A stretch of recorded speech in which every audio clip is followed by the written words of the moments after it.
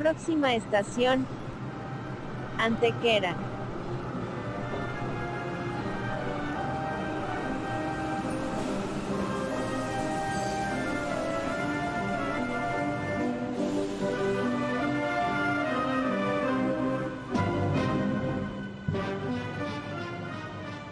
Pues bueno, como normalmente se ha dado, es platicarlo de manera genérica. Gracias por estar una vez más en una emisión de Estación Antequera. A nuestro público que nos acompaña hoy, agradecemos su presencia y que nos sigan, nos compartan, nos den like si les interesa este tipo de material que estamos ahora proponiendo. Y en este caso queremos pues ahondar en una temática sobre conceptos claves del sistema del arte, en este caso historia, y y recordando también quienes estamos aquí en el programa: Riño Villagrán, Edgar Hernández y su servidor Arián Dylan.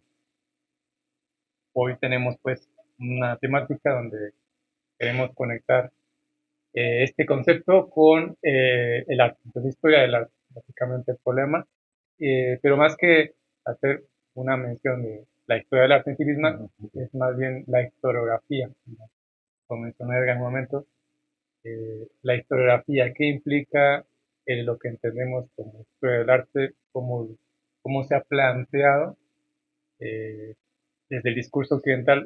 Evidentemente hemos estado vinculándolo, que es de donde viene todo el, ah, pues toda la estructura del sistema del arte que actualmente en Oaxaca también seguimos alimentando, y es interesante por lo mismo hacer un balance de este concepto, un balance desde la historiografía. Primero, no sé si quisiera ahora Sí, qué sería para introducir qué es historiografía, para también bueno, hacer la diferencia, también ¿no? un poco que el tema de historia, vamos a revisar como el concepto de historia o dar algunas ideas de una filosofía de la historia, o sea, como qué entendemos o qué se ha entendido en el discurso por historia, porque la historia, pues es, muchos dirán, pues es el paso del tiempo, ¿no? Pero al menos en filosofía, en arte, la historia empieza a preguntarse por el sentido de la historia, ¿no? Si hay una dirección hacia donde caminan los hechos, las cosas. Y se ha vuelto importante ese tema porque una historia es una narración, ¿no? Es un relato que te cuenta un supuesto origen, un sentido, una dirección. Entonces, todos tenemos una filosofía de la historia porque todos entendemos hacia dónde vamos, ¿no? Cuál es el sentido o la dirección de la cultura, del ser humano, de la humanidad. Pero eso se vuelve problemático, o sea, no es algo que sea evidente que hay un sentido de la humanidad, ¿no? Como decir, como dice el discurso de la modernidad, ¿no? Que vamos hacia el progreso, hacia adelante siempre, que eso implica muchas cosas, ¿no? Implica negar el pasado, implica pensar de cierta manera el pasado. Como ir superando algo Ajá, y además una idea de superación o de evolución como si lo de actual siempre, progreso, ¿no? de progreso, o si lo actual siempre fuera mejor, y eso no es cierto. O sea, hay muchas cosas del presente que debieron no suceder, que deberían no estar. Pero entonces los discursos sobre la historia son importantes porque legitiman cosas, ¿no? Fundamentan cosas, visiones, modos de pensar, la dirección, ¿no? O el sentido de las cosas.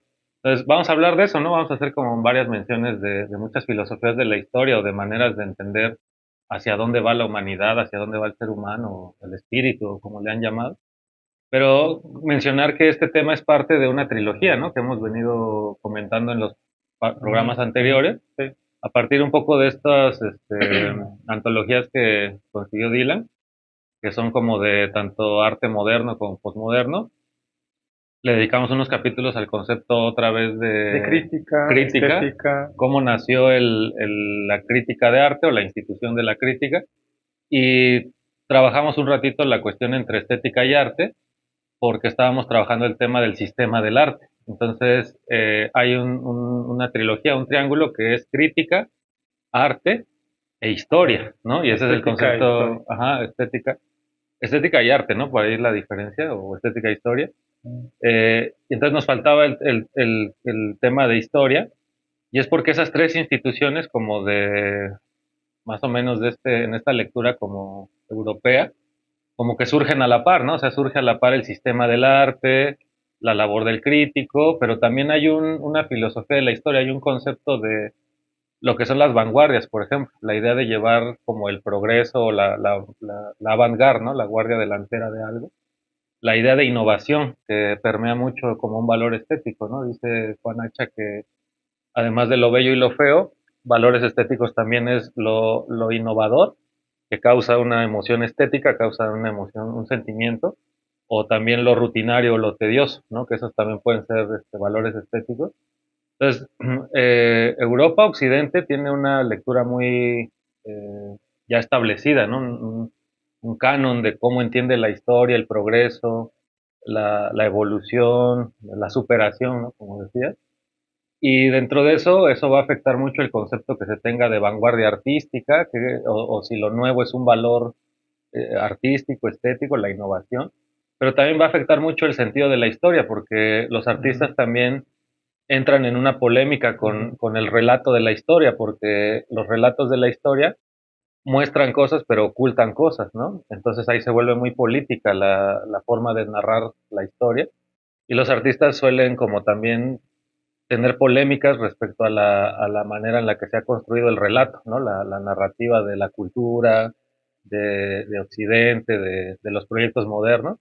Entonces los artistas y los filósofos discuten mucho filosofía de la historia, cómo se narran las cosas, y podemos mencionar una serie de problemas, pues, ¿no? De temas críticos, polémicos, pero en general es eso, ¿no? Como de lo que vamos a hablar, porque hay que entender esas cosas juntas, la crítica de arte, el sistema del arte y la filosofía de la historia, porque a partir de ahí se entiende qué cosa es el progreso, el poder, ¿no? Los relatos que son siempre relatos que el poder instaura para legitimar o deslegitimar ciertos discursos.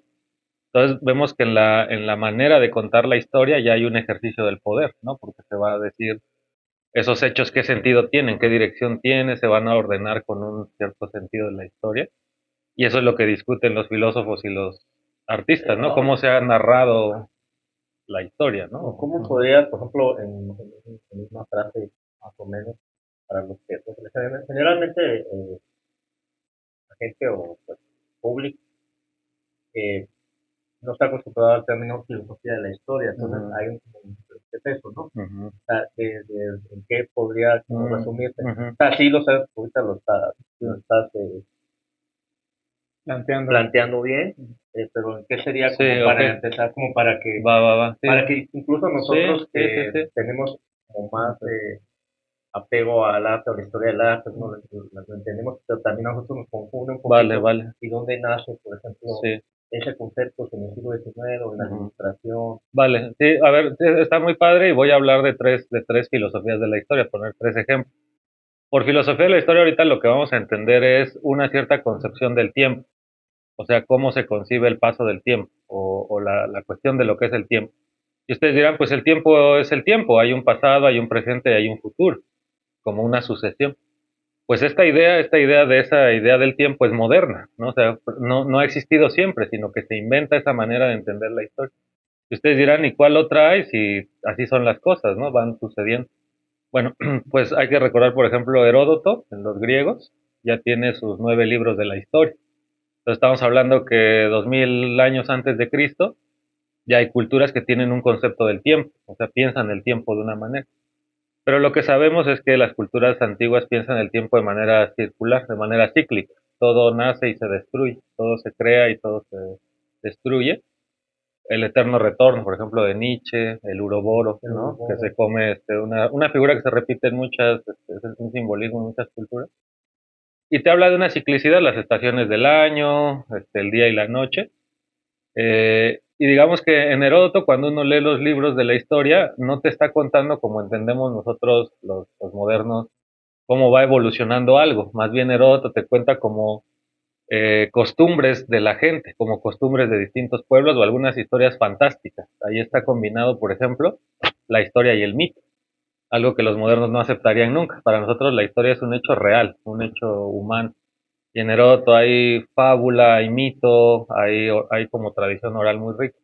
Pero lo importante es como si él anota las costumbres, es porque tiene el concepto de que el tiempo se repite. O sea, la costumbre es lo que hay que hacer siempre, ¿no? Es lo que no cambia, es lo que te da como el sentido.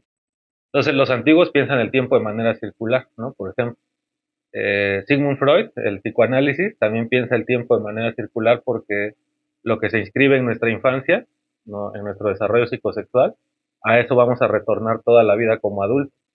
Entonces, dependiendo de las etapas, Tiene que ver con la pizarra, ¿no? hay una idea de capas como de arqueología, pero también el inconsciente está estructurado de manera circular porque retornamos siempre al trauma, a lo que se inscribió en nuestra vida anímica. Entonces, eso está interesante porque siempre que uno tiene un problema, cuando te dicen ya supéralo, así como déjalo en el pasado, hay que preguntarnos si no nuestra psique no lo puede superar porque su estructura es circular, ¿no? Su estructura es regresar, retornar a eso. Entonces, por ejemplo, un moderno también puede pensar la historia de manera circular, ¿no? Ahora ya, esa es la primera filosofía de la historia, un concepto del tiempo. El tiempo es cíclico, el tiempo es circular, ¿no? Los modernos que entienden el tiempo lineal como algo que va sucediendo, Y como una flecha que va como hacia una el flecha futuro. que va hacia, o sea, tiene una dirección, eso hay que saberlo. O sea, tiene un sentido, no va hacia cualquier lado, va hacia adelante, no va hacia atrás. Eso va a ser muy importante cuando haya una crítica de estas filosofías de la historia. Pero bueno, los modernos, la concepción moderna del tiempo empieza con San Agustín. O sea, los modernos, la idea del pasado, presente, futuro viene de un pensador cristiano, religioso, y es porque él quiere que quepa la cuestión cristiana, la ontología, digamos, el ser del cristianismo, quiere que coincidan los hechos de la historia con la historia cristiana, ¿no? Con la historia bíblica. Con el Evangelio de San Juan o la escatología de la historia. Sí, Final. sí, ajá, o sea, las escrituras están escritas de manera lineal, porque hay un inicio, hay un génesis, todo se origina en un momento. Eso no lo tiene la concepción circular porque no hay principio, no hay un punto donde inicia, es como un círculo, no empieza ni acaba en ningún lado. Pero en el Génesis ya hay un inicio, eso quiere decir que hay un punto de partida, está el paraíso, luego hay la caída, el pecado, y luego viene el cierre, que es la reconciliación con Dios. Entonces, esa idea como ontológica del cristianismo la quiere pasar San Agustín a los hechos humanos, y ahí él empieza a narrar esto, que todos los acontecimientos humanos son una búsqueda de un reencuentro con Dios, pero empieza a establecer entonces una linealidad, como un progreso, como nos vamos reencontrando cada vez más con Dios. Y esta idea es la que van a tomar completamente los alemanes y los europeos. Pues el protestantismo mismo tiene esa, que también quiero, no sé si tenga alguna relación bueno, las sectas derivadas del los protestantes, que ven como el hecho de este progreso también, esta mejora económica, tiene que ver con el éxito económico que va haciendo para arriba, y que no hay un freno, ¿no? Sino que vamos a tener un nivel económico al lado de como de las ideas del cristianismo. Sí, pues está este libro de La ética protestante y el espíritu del capitalismo. O sea, la religión protestante tiene un concepto de la felicidad, del virtud, del tiempo, etcétera, muy compatible con el esquema capitalista. Y lo que comparten ambos es un poco esto, es esta idea de hacia adelante está lo mejor, ¿no? Hacia adelante, hacia adelante, hacia adelante. Y esto tiene muchas implicaciones, porque quiere decir que en ese discurso que mira hacia adelante, cuando el sentido de la historia es hacia adelante, todo lo que sea el pasado va a ser negado, va a ser reprimido, ¿no? Va a ser superado o va a ser aplastado. Entonces, por ejemplo, formas que en el pasado eran sustentables, por ejemplo, ecológicamente, socialmente, se desechan en nombre del progreso, ¿no? Se piensa que lo que hay hoy es mejor que lo que hubo antes, y entonces hay como modos de vida que quedan reprimidos en la humanidad, y se adopta un solo estilo de vida, ¿no? Que es el estilo capitalista de vida. Y la idea de modernidad siempre viene ligada como a una idea muy positiva, ¿no? Siempre crecer, acumular es como positivo. evolucionar es como positivo, adaptarte. Pero ahí es donde digo que entran otras filosofías de la historia, porque por ejemplo en los 30, en los 40, en Alemania también, va a empezar toda una serie de pensadores que ellos van a entender la historia no hacia adelante, sino hacia atrás. Como decía Benjamin, la historia se lee a contrapelo, ¿no? O sea, el relato del poder nos lo cuenta hacia adelante, nosotros tenemos que leer a contrapelo porque la tenemos que peinar hacia atrás la historia. Y más o menos lo que ellos tratan de decir es algo que para nosotros ya es más evidente, y es que el ser humano no ha evolucionado, sino que ha involucionado. O sea, que hay un supuesto desarrollo del ser humano que se ve en la tecnología, pero ellos plantean que no hay un desarrollo en el nivel ético y moral del ser humano.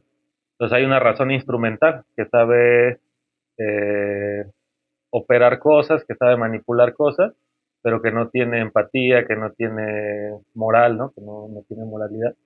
Y entonces, como nos han leído la historia como progreso, que ese es el discurso oficial, ¿no? Siempre bienestar, progreso, desarrollo, ellos leen la historia como catástrofe.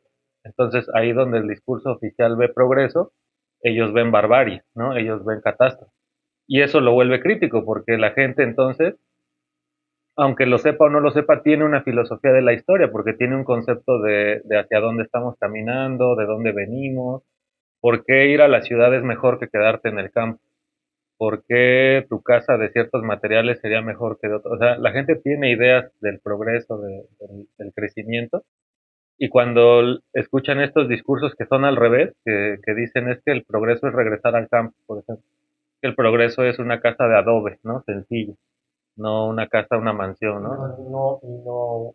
El bien más apreciado es no a la nueva acumulación. La no acumulación, aprender a no acumular, ajá, deshacerte del fetiche de la mercancía, o aprender a decrecer, no a buscar los estilos de vida que te hacen crecer, sino los que te hacen decrecer, es decir, regresar a formas mínimas de existencia.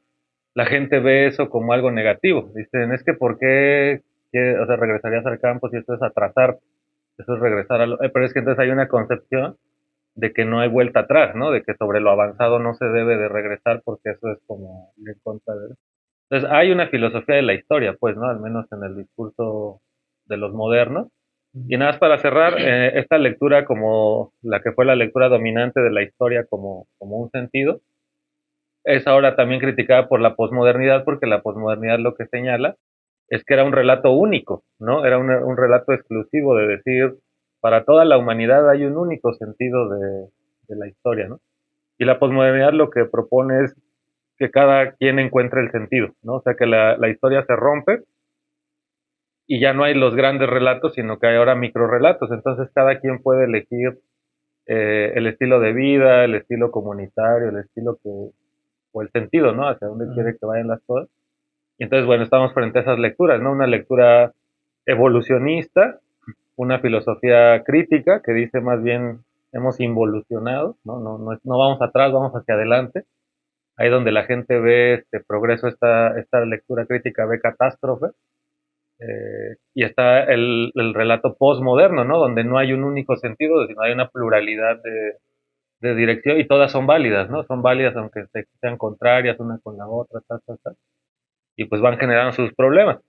Para terminar, lo que yo veía en la conexión entre el libro de crítica, sistema del arte e historia, es que precisamente el sistema del arte se funda sobre una filosofía de la historia, se funda sobre una idea de que ha venido la actividad artística desarrollándose de una cierta manera y hay como una pugna por el relato, ¿no? Como por cómo interpretar la historia del arte. O sea, el arte tiene un sentido, va hacia una dirección, o el arte es una cosa abierta que va encontrando muchos sentidos.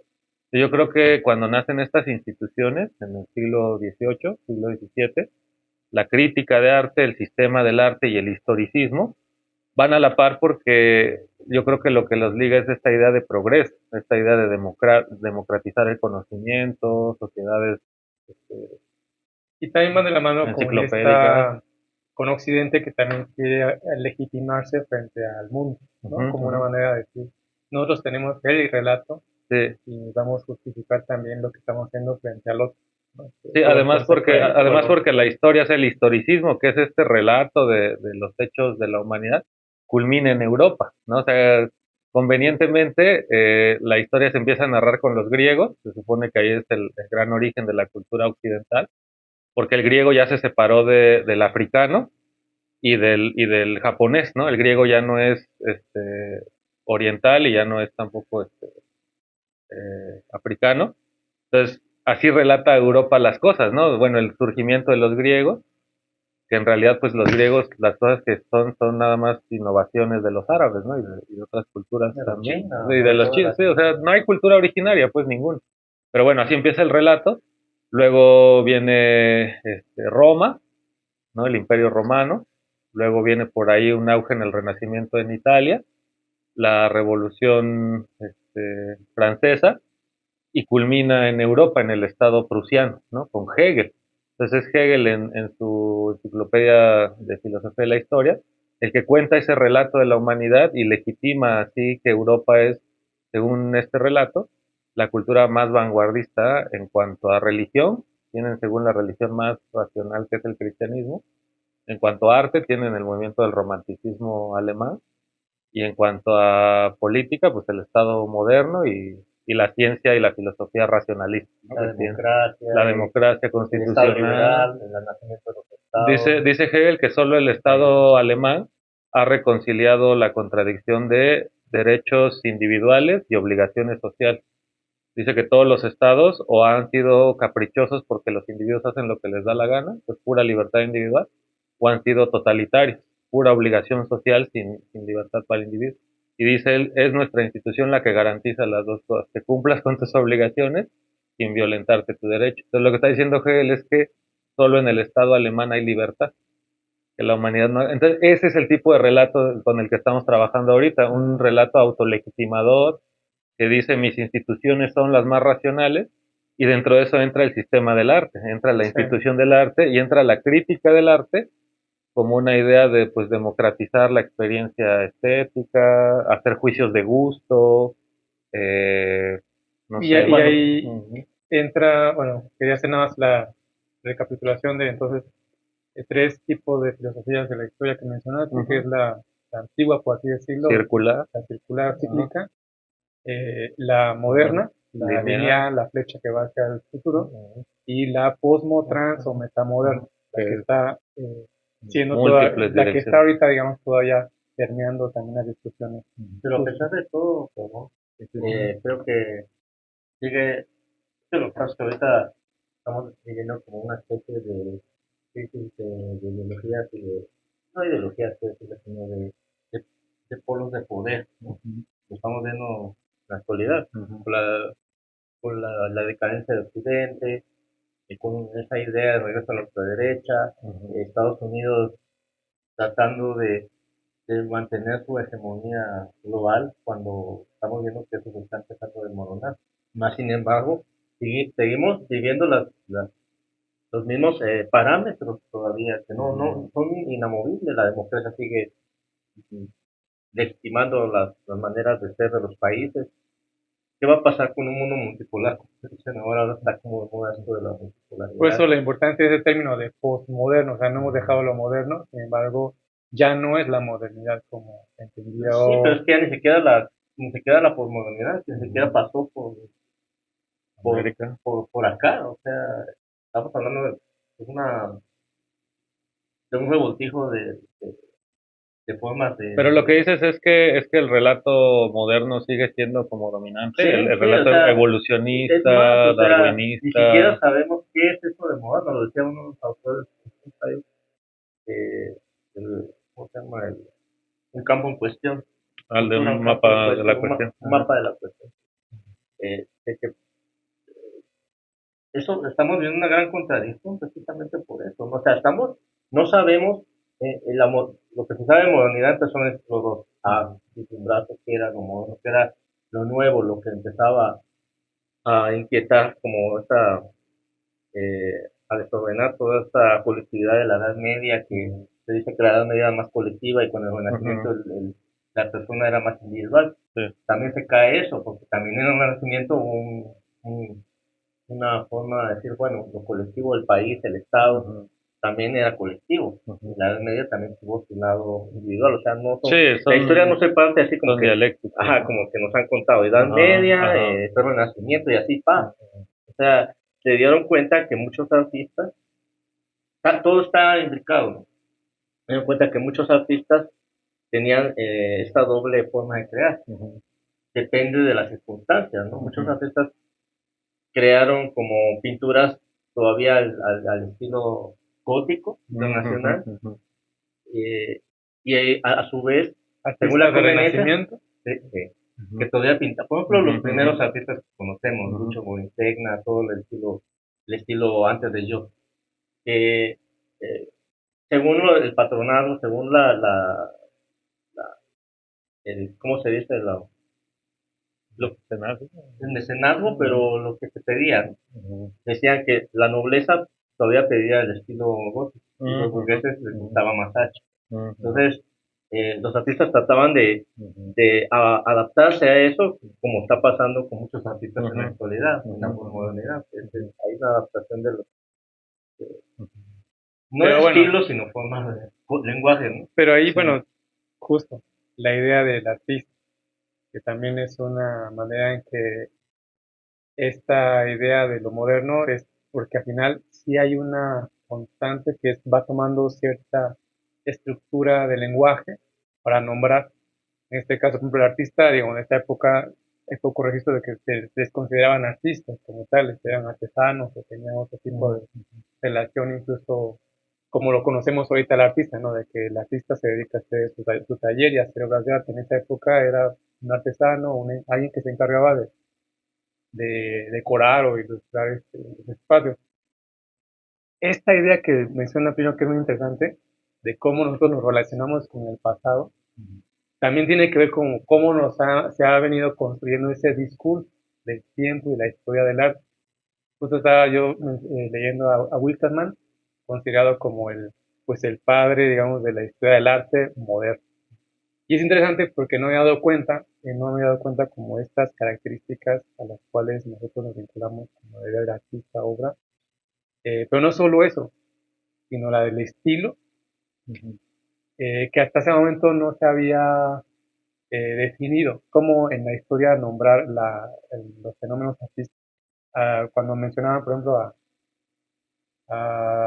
que escribió biografía de Renacimiento, Mario Vasari, Casals, lo escribió como entre chisme y contando las historias y peripecias de los artistas ya de Renacimiento, eh, tratando de darle pues una estructura, ¿no? Pero todavía no tenía esta concepción de la historia como si lo van a dar, si lo van a construir personajes como Wilkenman, Johann Wilkenman, que él ya le va a dar esta temporalidad evolutiva, por así decirlo, que lo vinculo, que todavía lo manejamos más bien, porque por un lado, Wilkeman es el que le da esta relación del arte griego como el arte máximo que Occidente va a recuperar tanto en el Renacimiento como en el Neoclásico, particularmente más en el Neoclásico, que es el periodo en que Wilkeman desarrolla esta idea, por la cual el Neoclásico también se vuelve un concepto interesante para este momento, volver a lo clásico y lo clásico eran los griegos, porque es el referente del civilizatorio de Occidente, pero al mismo tiempo también es un referente desde esa civilización se consigue el canon de belleza. Y lo hace también analizando, ¿no? Las civilizaciones pasadas a los griegos, haciendo una comparativa de cómo los griegos fueron como la cúspide de este proceso de superación o de evolución, y que fue también señalado en su momento, hubo su momento de decadencia. Es decir, con Wickerman es interesante también de esa idea de los estilos, por ejemplo, con el concepto de nacimiento, cúspide y muerte o decadencia. Sí, muy pero, hegeliano, pero no sé si Sí, es... sí, seguramente, pero seguramente por tiene otro que... lado, te das cuenta que Occidente siempre ha tenido esa idea para allá, ¿no? La línea. Pero no se da cuenta que su historia es un regreso constante. El neoclásico por ejemplo, en el caso del siglo XVIII, el descubrimiento de las ruinas, en Pompeya, toda esta idea de romantizar el pasado y volver otra vez a ese sentido.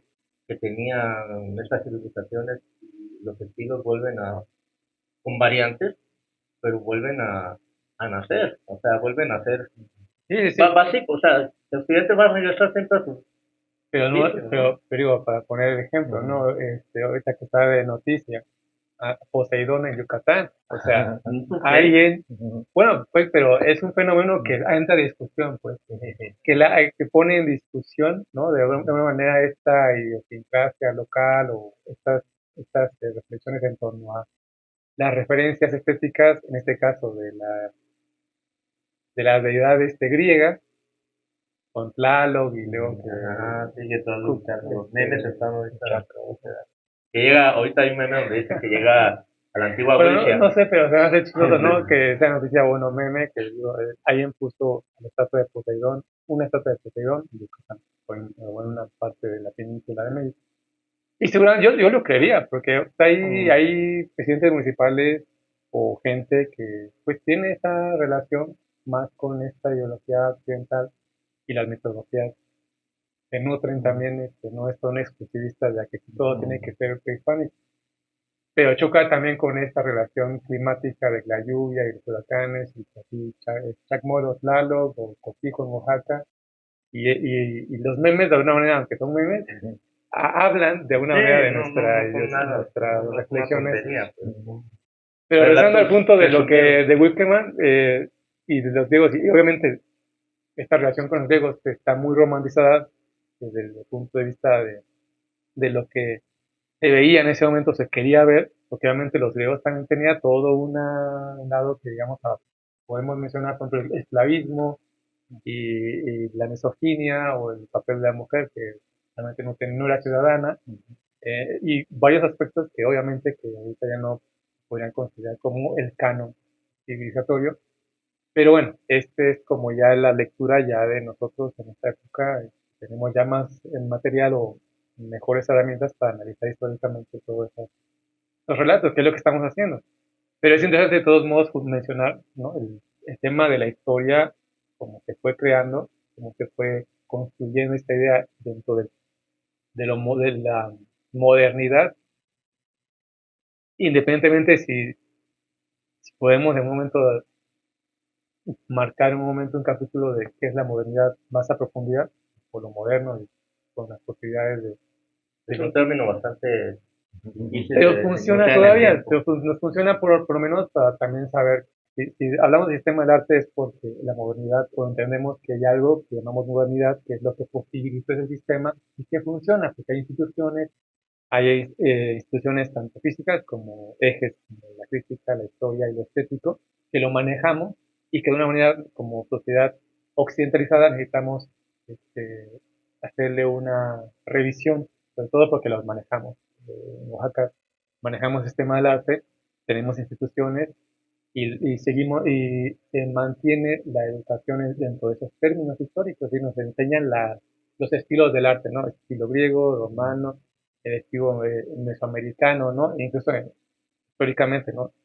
Montalbán dice el Montalbán temprano, el clásico y el post, ¿no? Tardío, como justo mencionando como hay procesos orgánicos de nacimiento, cúspide y muerte, ¿no? Y eso en la lectura que mencionaba Edgar, de cómo la historia del arte en particular también choca con el periodo de vanguardia, se veía también esa manera en que la lectura se veía dentro de los estilos, de renacimiento, barroco, rococó, neoclásico, romanticismo, pero llegan las vanguardias, que es un choque de rupturas donde ya el estilo ya no tiene sentido de análisis histórico, como se venía desarrollando en la historia del arte, y eso produce otro tipo de discusiones en No, pero de hecho la cultura empieza con el romanticismo, ¿no? Ya que se sale el artista como el genio, ya no es sirviente de un sistema el canon. El genio es lo opuesto al canon. El Ajá. genio es el enemigo del canon. Bueno, el romanticismo puede ser una respuesta, pero lo que digo es como mencionó Edgar en el momento cuando menciona las vanguardias, es que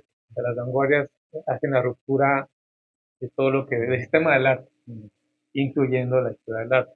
Porque aún así el romanticismo en el historia del arte, el romanticismo se considera como un movimiento. Pero es que ese es el problema de la visión historiográfica, precisamente, que ve los hechos, como dijo Plinio, como si una época fuera una cosa bien delimitada, Entonces, una cosa es hacer historia del arte, por ejemplo, y otra cosa es hacer filosofía del arte. Porque lo que va a ocurrir es que un estilo o un fenómeno que se circunscribe muy bien para los historiadores, para los filósofos tiene problemas porque se conecta subterráneamente con otras cosas. Entonces, por ejemplo, lo que está diciendo Plinio sobre cómo el romanticismo ya sería en sí la vanguardia o la iniciadora, la fundamentación de las vanguardias. A eso se refiere Hegel cuando dice que el romanticismo es la muerte del arte, precisamente porque hay una manera en la que se ha hecho el arte a partir de reglas, de cánones, de estilos, y el romanticismo lo que hace es la disolución de la forma, dice él, ¿no? ¿Qué es la disolución de la forma? Cada quien hace lo que se le da la gana. Por ejemplo, Holder, Entonces, perdón, que te ujú. interrumpa, Holderlin y el colectivo, ¿cómo se llama este colectivo? Se llama La Chica. Sí, sí, el Holderlin, Sturmundracht, creo. sé que, bueno, obviamente es esa época, pero tiene una conexión con el Dada, por lo Ujú, menos en ese sentido de, de romper con esos cánones ujú, ujú, de una manera brusca, ¿no? ujú, En este caso, pues con la escritura, con la poesía, con la academia. con la academia. ujú, Entonces, pues yo, a mi juicio, bueno, yo sé que lo que entiendo que las vanguardias ujú, ujú. es una Sí, sí, sí. disección, ¿no? Pero que siga Ujú, hablando de progreso, ¿no? ujú, Una idea de que un optimismo, ¿no? ujú, No una nostalgia por el pasado, sino un optimismo ujú, de respecto al progreso, ¿no? El ujú, futurismo, la pintura que tiene ujú. que ver con la Excepto el máquina, Dada. con el Ujú, cine, ujú, de las vanguardias rusas, el famoso, la internacional, ¿cómo se llama? ujú. La La torre que nunca escultura. se hizo, son Ujú, como El maquetas, Tatu. ujú, está movimiento a Tatu.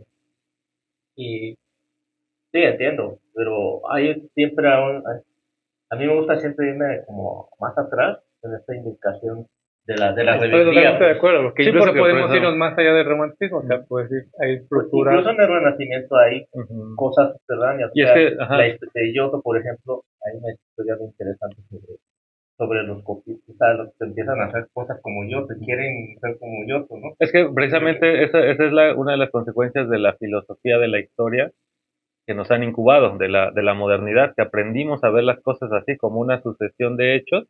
Entonces pensamos que lo que existe hoy no pudo existir antes, o sea, que es del hoy, pues del presente, y por eso la contralectura es interesante porque podemos ver que, como dice Plinio siempre, ¿no? Lo nuevo es lo viejo, o sea, lo que está ahorita, lo que nos entusiasma, lo que ya sucedió.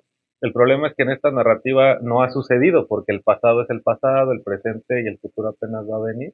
Pero estoy pensando, por ejemplo, ahorita lo de la inteligencia artificial, lo del chat GPT, que esa discusión ya está en Platón. Cuando uno lee el Fedro, él tiene la discusión sobre si la escritura o la oralidad, si sobre anotar cosas o aprendértelas de memoria, como cuando uno está en clase y anota en la libreta, o cuando uno en clase decide mejor enfocarse en lo que está diciendo el maestro.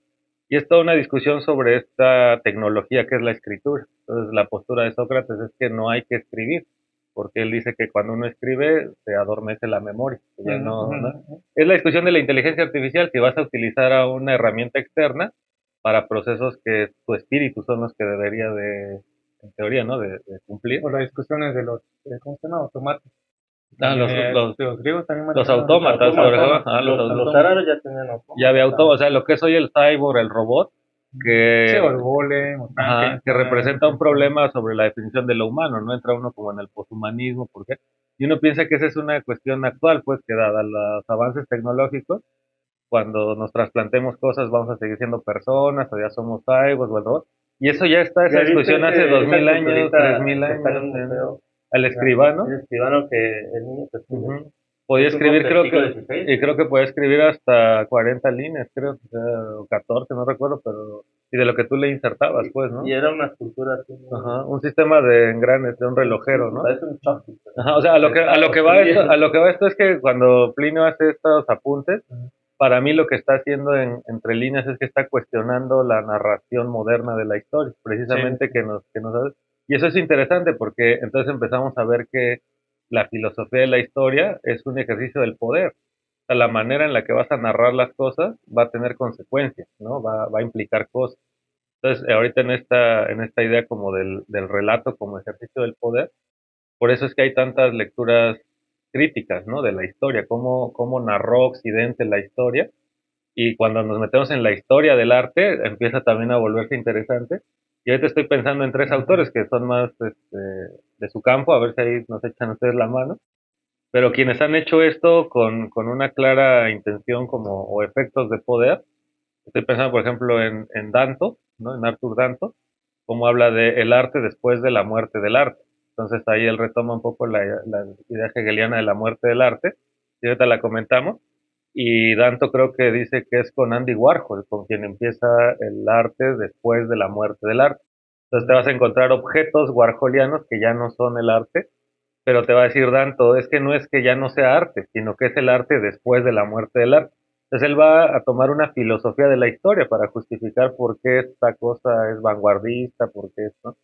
Pienso en Clement Greenberg, por ejemplo, que él va a leer la historia de la pintura desde una estrategia diferente a Hegel, desde luego, distinta a Danto. Y es más moderno. Es más moderno que Danto, y lo que hace es que toma los hechos, la manera en la que lo que él encuentra de la pintura, lo ajusta de tal manera para que parezca que hay una tendencia hacia el abstraccionismo, Sí, para justificar el expresionismo norteamericano. para justificar el expresionismo abstracto de Jackson Pollock. Entonces tienes a Danto justificando a Warhol, y tienes a Greenberg justificando a Pollock, y eso te dice cómo Estados Unidos era la nueva hegemonía cultural después de la Segunda Guerra Mundial. Y puede suceder esto, que agarres tú la historia y la desemboques en una cierta expresión artística diciendo esto es lo vanguardista, esta es la evolución, esto. Y pienso en un libro que es diferente a estos dos, el de Hal Foster, uno que se llama El retorno de lo real, que ahí él habla de cómo las neovanguardias, entonces cómo el gesto de la vanguardia se actualiza en expresiones como el minimalismo, el situacionismo y otras cosas, pero cuando él dice el retorno de lo real, él está entendiendo entonces la historia de manera circular, y él se apoya en el esquema del psicoanálisis, de que somos esto, somos un trauma que aconteció y como no se resuelve, retorna. Ajá, entonces él dice que la vanguardia es un trauma en la cultura y en la estética occidental, y que como ese trauma no se resolvió, hay una neo-vanguardia porque hay un retorno a lo reprimido, ¿no? Como a lo que quedó reprimido. Entonces, eso es interesante porque él ya no está leyendo como Greenberg o como Danto de manera lineal, sino está diciendo que eso se va a estar actualizando. Pero hay otro brazo respecto a esto de la sofisticación de la vanguardia de Greenberg, de cómo llega a esa cúspide con Greenberg, después posteriormente Foster. Había John Mitchell, no me acuerdo la filósofa M. Mitchell, una historiador del arte hasta ya más para estos años. Y él encontraba respecto a lo que tú estás diciendo, que hay otro brazo. Por ejemplo, él tiene habla de una exposición en el MoMA, donde creo que son varios artistas, uno se llama Alan Mancala, que aborda el tema de la paleontología. Ya me acuerdo de ese ensayo, sí, ya me acordé. Sí. Y de cómo el tiempo remoto, cómo se aborda el tiempo remoto cuando no había humanos, cómo dialogas con los fósiles. Entonces encontraba que los gringos lo que hacen es, como no tiene, para los europeos hay toda una tradición de los gringos, pues, ¿qué hacemos nosotros después de haber exterminado un montón de pueblos? Pues cómo hacemos nuestra memoria histórica, que es con los hallazgos paleontológicos. Los dinosaurios. Washington tenía un museo que coleccionaba como huesos de dinosaurios o fósiles, ¿no?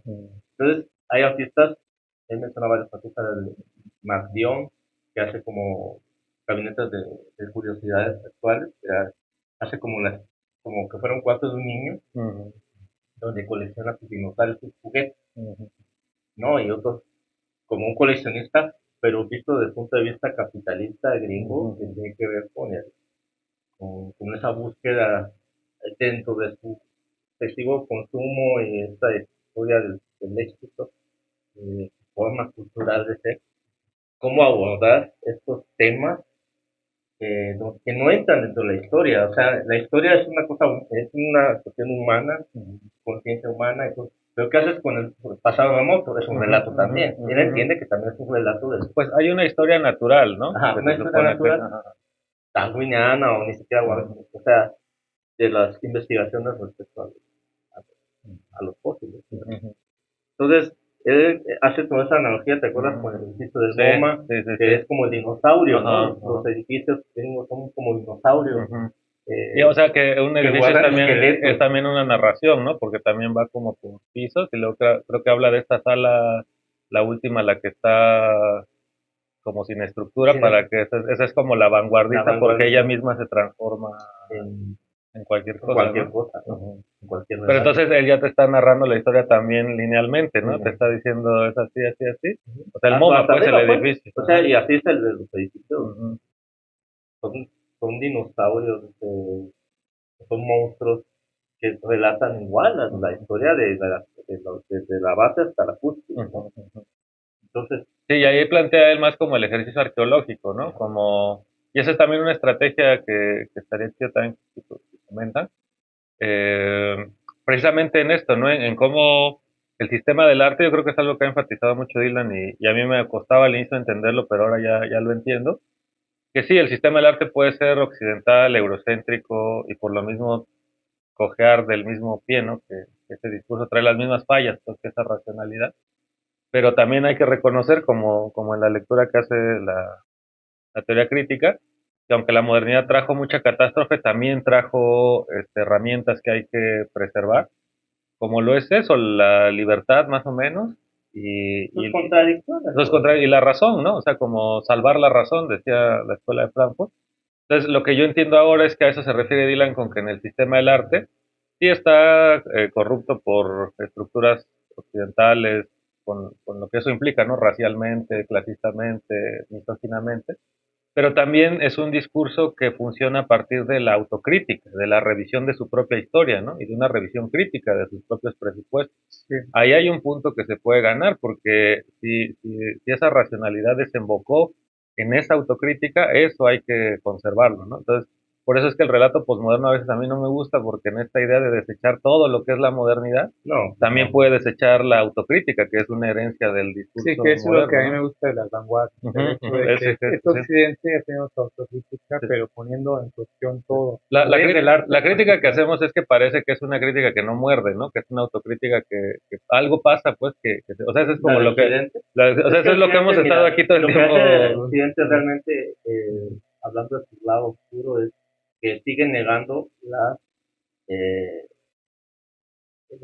lo que se le llama la autoridad. O sea, Ujú. toma lo que le conviene, Sí, sí, sí. a pesar y encima de cadáveres y de violencia y Pues de es que ese es colonialismo. el peor, que es una razón dominante, es una Ajá, razón los opresora, ¿no? relatos, Pero los también, relatos más Pero exóticos también sobre Oriente. su propia estructura opresora la llevó a revisarse a sí mismo, o sea, a sí, plantearse el ese ejercicio de creo que es autonomía. Pero una sigue sin gran, realizarse del Pues todo. sí, no, o sea, esto es sí, lo que nosotros tomamos esa herencia y la Sigue llevamos a su siendo, radicalidad, ¿no? ahorita que Ujú. Occidente menciona no que está también mencionando, se está evidenciando también como en su crisis, ¿no? De identidad, de que es la comunidad europea y bla, bla.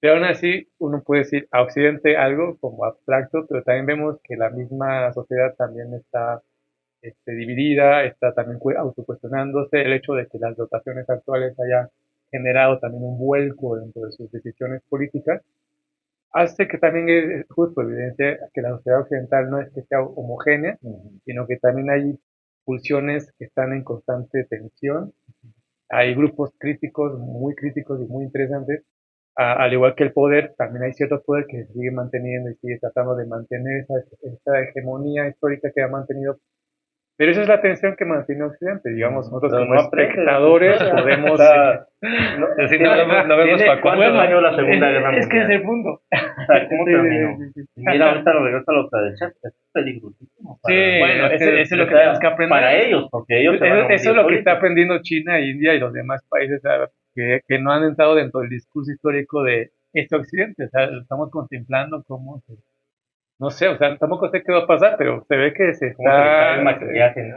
se está generando ahí un movimiento interesante por todos los acontecimientos que han venido pasando en las últimas décadas y que como generación también es interesante vivirla.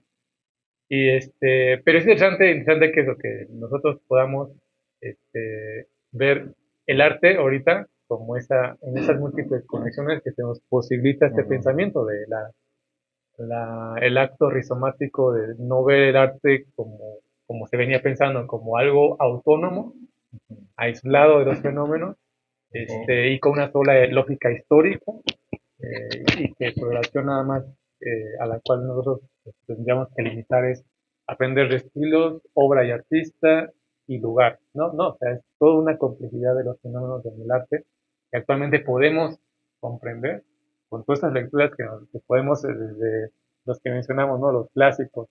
Pero ya Arthur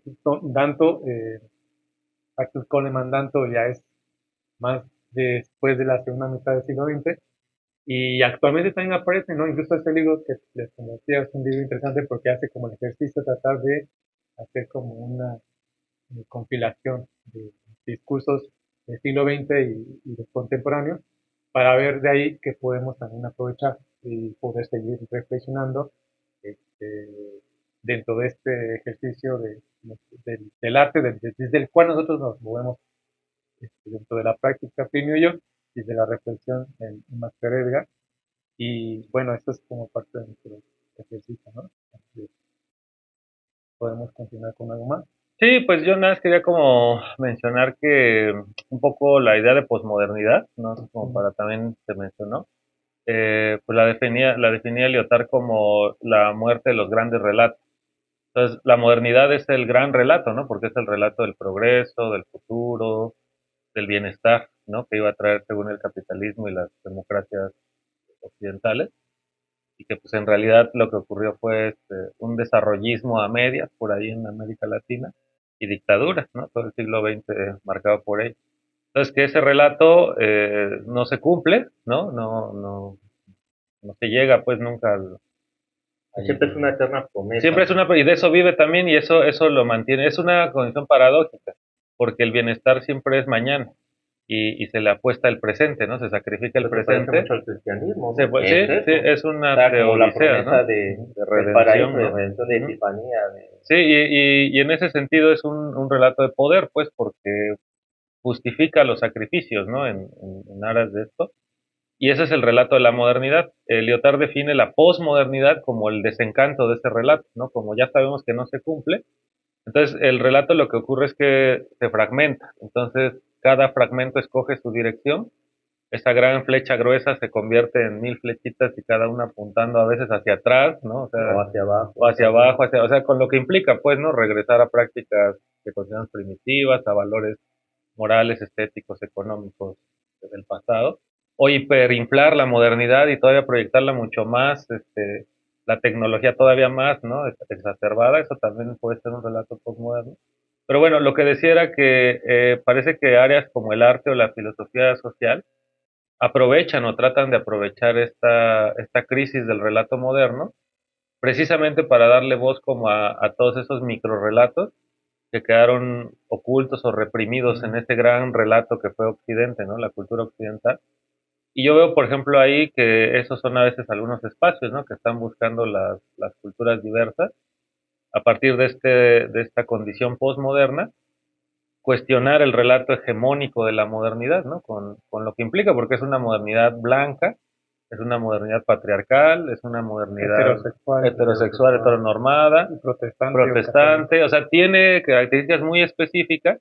Si no, pues, yo veo con total desparpajo que eso sigue ahí Sí, está, o sea, pero lo es que, vivimos todos los sí. días en Oaxaca y yo no quiero caer como, por ejemplo, es que ya es otro tema, tenemos que hacerlo para un postre ahorita, el postre de Oaxaca, pero me refiero a estos relatos que son consentidos incluso por Oaxaca, por el Estado, que están ahí, o sea, esa hegemonía que no quiero parecer, dices, pues no, no es que te estás cayendo en la xenofobia, no, o sea, estoy haciendo una crítica de cómo hemos permitido, o cómo se permite, o cómo eh, estos espacios se están volviendo ya de la forma de vivir de Oaxaca, no solo de lo, de lo caro que estaba como un punto turístico.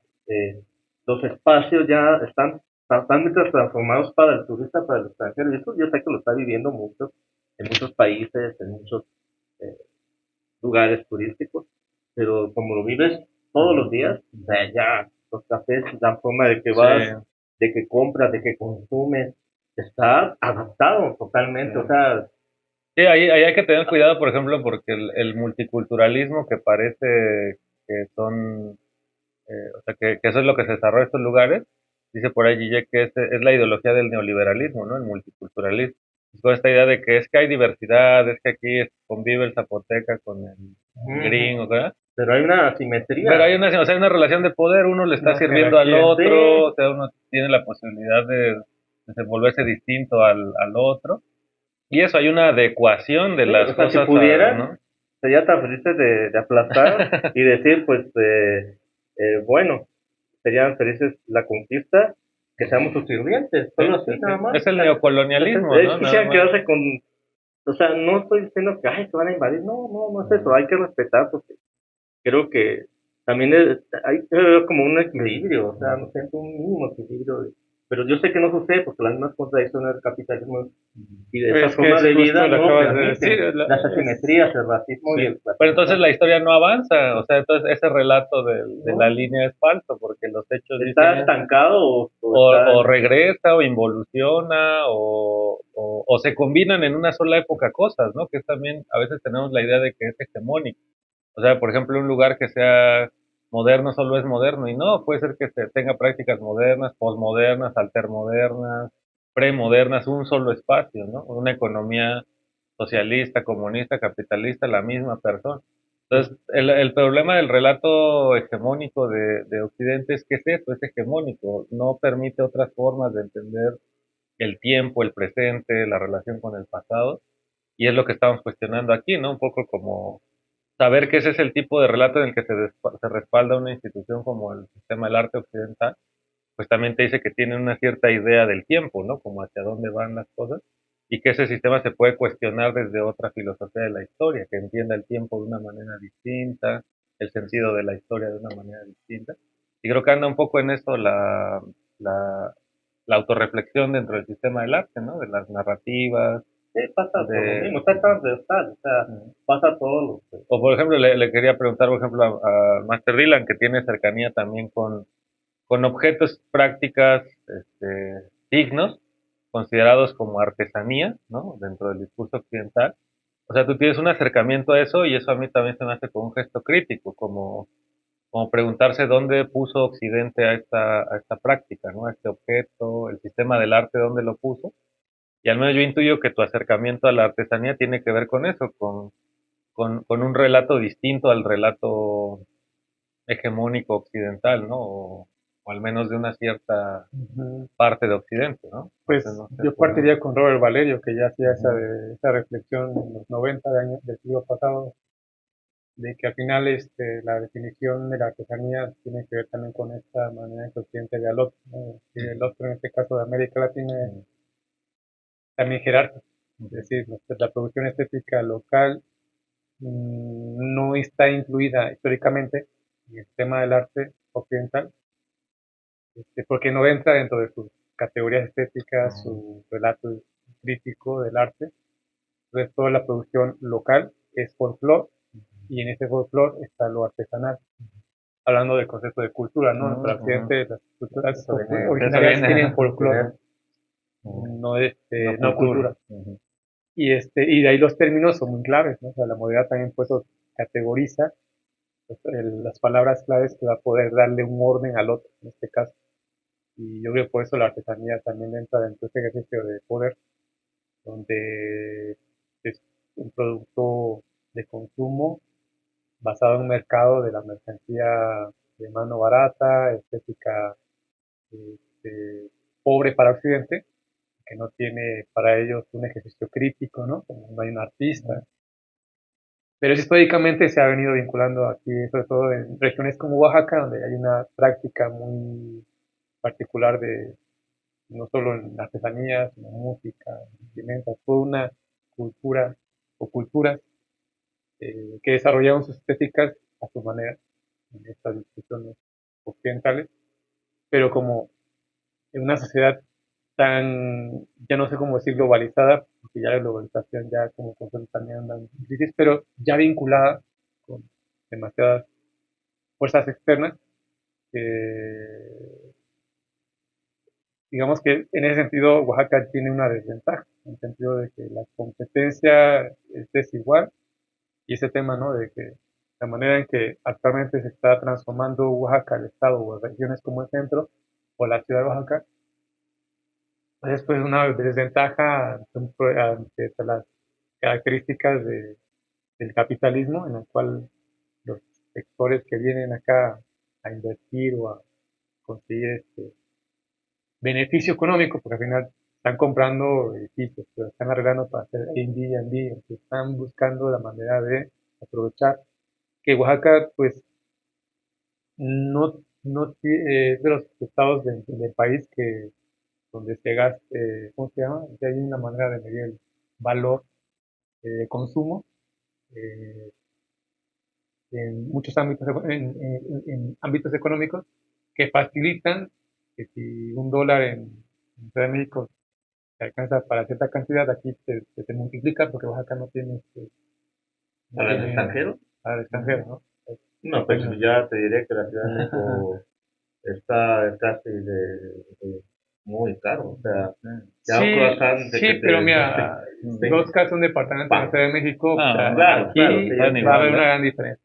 A Más eso o me menos. refiero, o sea, Sí, es que o un como amigo si- que vive, que está, Oye, bueno, oye, el mismo Hugo me está contando, o sea, ya se sí, está empezando sí, y con una relación de, pero aún así o sea, no, los sueldos no acá es, son, Sí, o sea, en la bajísimo. Ciudad de México por lo menos El sueldo el máximo. sueldo es un poco, o sea, el nivel de vida, si pudieras te da, bueno, vas ahí, ¿no? Pero acá es una simetría espantosa donde prácticamente los que trabajan en los hoteles, los esclavos, los, o sea, los que hacen todo este trabajo duro de viajar, bueno, que aquí no las distancias no son, bueno, pero transportarse, trabajar, eh, los explotan laboralmente. Pero, por ejemplo, el O sea, es una, mismo el gobernador, el Salomón Jara, cuando preguntaba sobre la gentrificación, dice que es parte del progreso.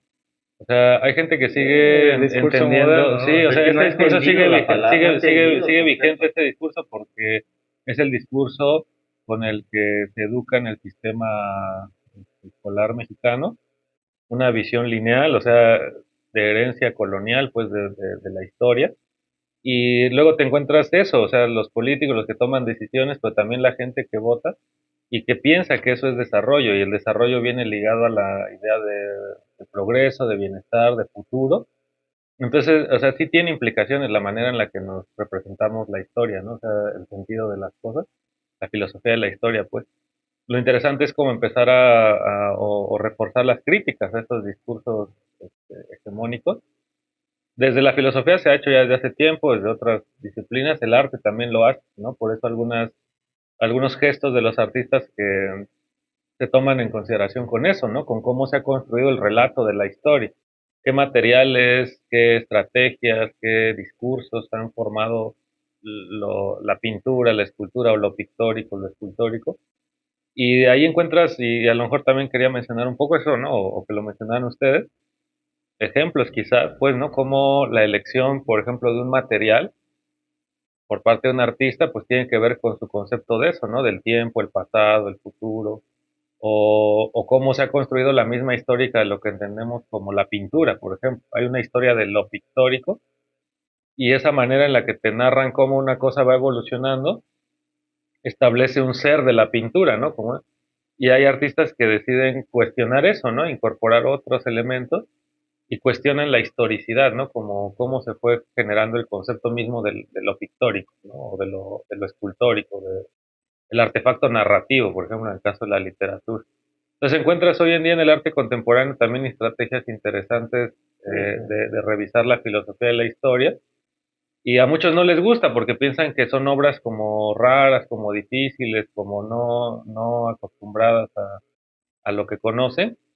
Pensaba el otro día, por ejemplo, en los libros de Verónica Gerber, que muchos de ellos son experimentales, o sea, no tienen que ver con escribirte un relato, pues con, mira, te voy a contar un cuento corto. La gente normal pues entiende literatura como, pues ficción, poesía, cuento, novel. De repente encuentras un libro que está lleno de comas, de círculos, de triángulos, y dices, ¿esto qué es? ¿No?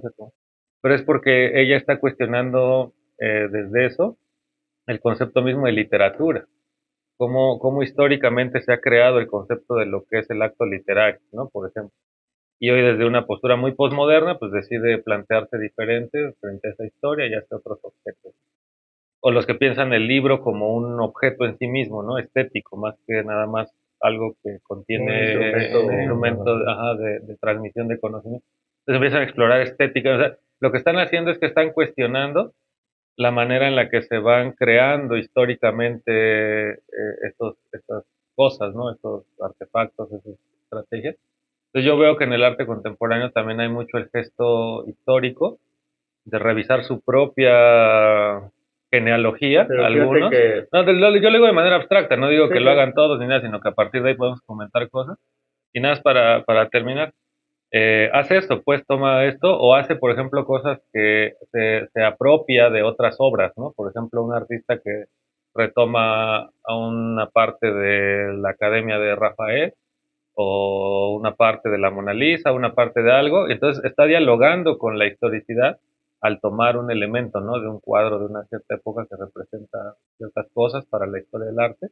Entonces vemos que hay mucho en las estrategias contemporáneas, mucho de histórico, de sí, filosófico con la historia, historia, ¿no? arte, como dijo esta Nikki Val, esta escritora, la unidad del arte feminista, Ujú. es como obras de historia, ¿cómo decía? Arte de historia. Arte de historia, en lugar de historia del Ajá, arte. Ujú, arte de historia. O sea, gente artistas que retoman ujú, gestos o lo que tú estás diciendo, ujú, materiales ujú, del pasado para traerlos al presente. Estoy pensando en un fotógrafo que se llama eh, Dan, es un artista canadiense que hace fotografías. Por ejemplo, el título eh, es un título, o sea, habla como de las películas de los años 40 ujú, o de escenas ujú, de fotografías o de reportajes. ujú. Las construye de tal manera con Ah, la ya con la técnica, técnica, los materiales, todo. todo. Entonces la pieza se llama 1940-2010. Ujú. Sí, sí, sí. O sea, fue hecha en 2010, pero está Con toda retomada en los la... años 40. ujú, ujú. Entonces toda la estética es, pues, alguien que agarró la policía, como en los años de la producción del alcohol, ¿no? Ujú, Y van dos policías al centro Bael en un coche preciso. Eso es una fotografía de los años 40, ujú, ujú, pero no fue hecha de tal manera ujú. con todos los aditamentos del Toda la traje utilería, y toda la todo. utilería es, o sea, exacta. Ujú, ujú. Crees como que viajó en el tiempo y las trajo, las tomó en los momentos y se vino a este. Sí, O sí, sea, sí, sí, sí. es un hablar del relato, Sí. sobre todo de la imagen en este caso, de las narrativas, de los fotoreportajes, o de esa nostalgia por Ujú, ujú, la foto documental, ujú. que son artistas que utilizan herramientas, precisamente lo que tú estás Sí, diciendo, Yo filosofía agregaría de ahí la como historia, ¿no? una, bueno, Stan Douglas se llama. Stan Tan Douglas, duro. es canadiense. yo creo que haciendo una valoración de Oaxaca en el paso de las revisiones históricas desde Robert Valerio, que marcaba esta perspectiva de la pintura en Oaxaca como un medio muy específico, desde el cual la idea del arte estaba trabajándose aquí en el Estado, al 2006, cuando comienza a aparecer otro medio como la gráfica. eh, yo sí noto ahorita actualmente, sobre todo las nuevas generaciones, la pluralidad de medios, lo transdisciplinar, la variedad de dinámicas en la cual proyectan su creatividad. Justo ya no, o sea, sigue habiendo talleres de gráfica, Ujú, sigue existiendo mercado de pintura. Sin embargo, las nuevas generaciones, por lo que he tenido de experiencia en la docencia, en la universidad, en particular en la Escuela de Artes Plásticas y Visuales, es que las nuevas generaciones sí tienen mayor apertura, no solo a la práctica artística del sistema del arte transdisciplinar, sino también de entrarle incluso al tatuaje o a la música y combinar experiencias estéticas que no solo se limitan a la especialización, que es como históricamente se ha vinculado a la práctica de la formación. Que sigue existiendo personas, nada que escucho de repente personas que digo, es que ahorita es la especialización, lo de ahorita es la estructura. Me hacen, pues sí, como burbujas que todavía se mantienen en ciertos personajes de la vida pública, pero que también evidentemente nos marca también esa perspectiva, como menciona de Salomón Jara, es que eso es progreso, entonces es bueno, porque sí es un cambio A mejor, sí, a mejor, es bueno, porque la superación, ¿no? el problema es que no estamos progresando, estamos atrasados. Ujú. O sea, en esa lectura, digamos, pero bueno, eso es, pero es que todavía el pensamiento está ahí, o sea, la modernidad de Sigue muchas maneras siendo se dominante. mantiene, se permea todavía dentro de la formación, porque digo, pues la modernidad está atravesada también con el capitalismo, con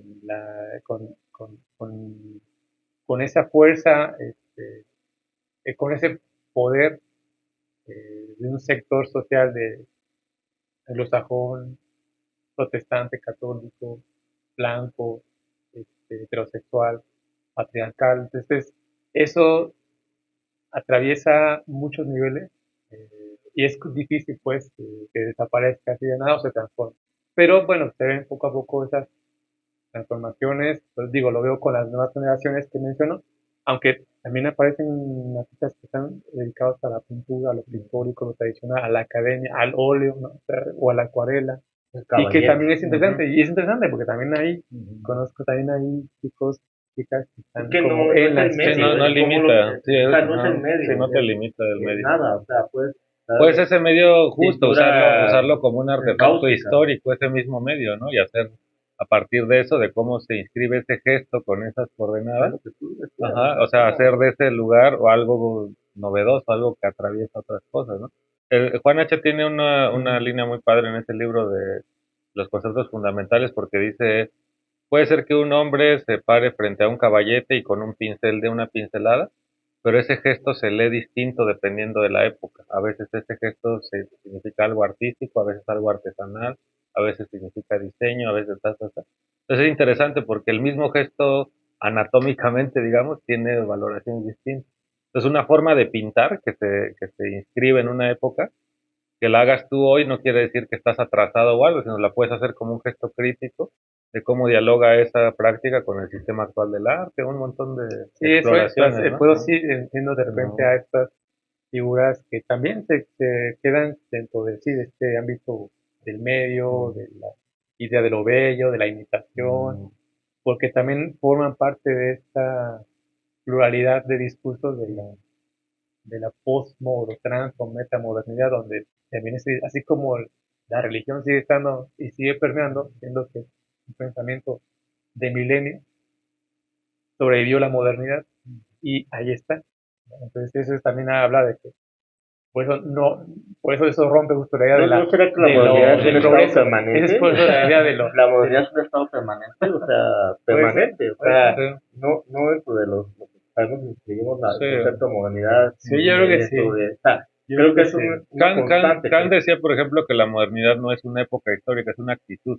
Entonces, en ese sentido, modernos los pudo haber en la época griega. Y de hecho es interesante esa idea, porque eso quiere decir que también nada nos asegura ser modernos. Por ejemplo, nacemos en el siglo XX, siglo XXI, pero al moderno europeo lo caracteriza el pensamiento libre y crítico, por ejemplo. Entonces tú puedes nacer en una época, pero ser dogmático, doctrinario, no tienes la actitud de pensamiento libre, ¿no? Que así caracterizaba la modernidad. Pero estaba pensando en Hegel también, que dice que los helenistas, los que vinieron después de Aristóteles, los cínicos, los epicuros, los estoicos, algunos tenían relación cercana o lejana con el gobierno, pero Hegel se refiere tanto a los filósofos como a la cultura helenista de esa Grecia antes de caer. Dice que ellos son en sí, en esencia, el primer momento en la historia en el que se ve claramente el etos de la modernidad. Entonces dice Hegel, por ejemplo, que los helenistas son modernos, porque son individualistas, que es lo que hoy le decimos al moderno, que es burgués, ¿no? Que es individualista, que son diversos, no creen en un solo discurso, y da una serie de características. Entonces dices, sí, parece que la modernidad es más como una condición que está siempre en toda época y sobre esas van cambiando otras es Sí, una sociales. sociales. El rococó es el primer gesto moderno en algunos en algunos autores, porque el rococó lo que hace es desligarse de los temas, de los temas Que eclesiásticos, del además es Estado, el clasista, héroe, rococó. no es el héroe, no es el héroe o el santo, o el Estado, sino es la, ¿cómo se dice? Cuando me fue la palabra, sibarita, Pues es aristocrático, rococó. aristocrático. Es aristocrático, pero los temas, se refiere a los temas mismos de los pastoriles y los Pero era muy de la clase burguesa aristocrática también. El rococó es más como en el territorio del estilo afrancesado, pero es interesante, ¿no? Es interesante estas reflexiones que espero les haya interesado, gustado, que no termina, no se agota, pero y vamos a seguir continuando también con esta relación de los temas crítica, historia, estética, como hemos venido trabajando, pero era importante hacer este balance específico hacia el concepto de historia del arte. Y bueno, pero si usted cree que nos faltó algún también comenten, tema, claro, o sea, comenten, platiquen. algo o sea, es un tema que no se agota jamás, pues, no digamos, refiere a la historia, a los históricos.